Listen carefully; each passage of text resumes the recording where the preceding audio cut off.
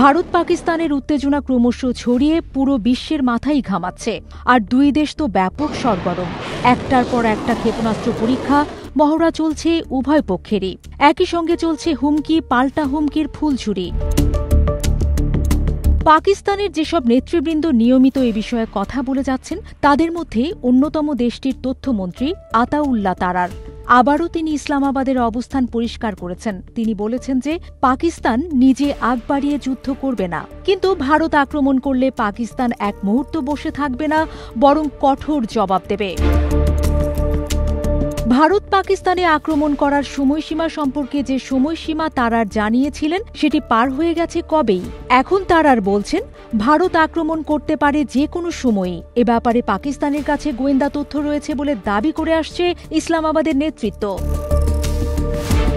পাকিস্তানের TV channel দুনিয়া টিভির একক সাক্ষাৎকারে তারার বলেছেন, আমরা সব রকম সামরিক পরিস্থিতির জন্য প্রস্তুত রয়েছি।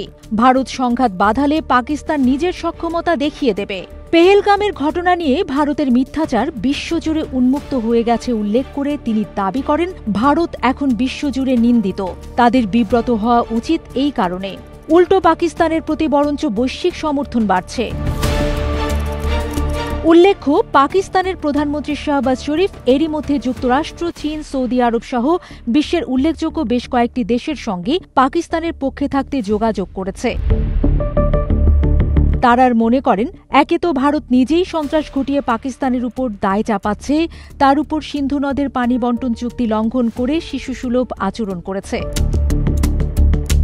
উত্তেজনার প্রশমনে ভারত ও পাকিস্তানের প্রতিবেশী রাষ্ট্রগুলো, আন্তর্জাতিক সম্প্রদায় সহ বিভিন্ন আঞ্চলিক ও বৈশ্বিক কুশীলব দুই দেশকে সংঘাতের পথ পরিহার করে শান্তিপূর্ণ উপায়ে সমাধান করার আহ্বান জানিয়ে যাচ্ছে। কিন্তু বাস্তবে ভারত ও পাকিস্তান তার শুনছে না।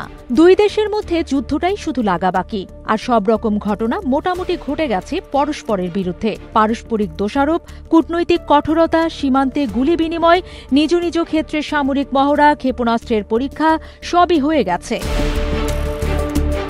গতকাল শনিবারই তো দূরপাল্লার ক্ষেপণাস্ত্র আবদালির সফল উৎক্ষেপণের পরীক্ষা চালানোর দাবি করেছে পাকিস্তান। আবদালির পাল্লা ৪৫০ কিলোমিটার। পরীক্ষা চালানোর পর পাকিস্তানের স্বরাষ্ট্রমন্ত্রী মোহসিন নাকভি জানিয়েছিলেন যে পেহেলগাম ঘটনার নিরপেক্ষ তদন্তে সব রকম সহায়তা দিতে পাকিস্তান আন্তরিক। পাকিস্তান চায় সত্য বের হয়ে আসুক এবং ন্যায় বিচারের মাধ্যমে প্রকৃত দোষীদের বিরুদ্ধে দৃষ্টান্তমূলক ব্যবস্থা নেওয়া হোক বলেও জানিয়েছিলেন নাকভি।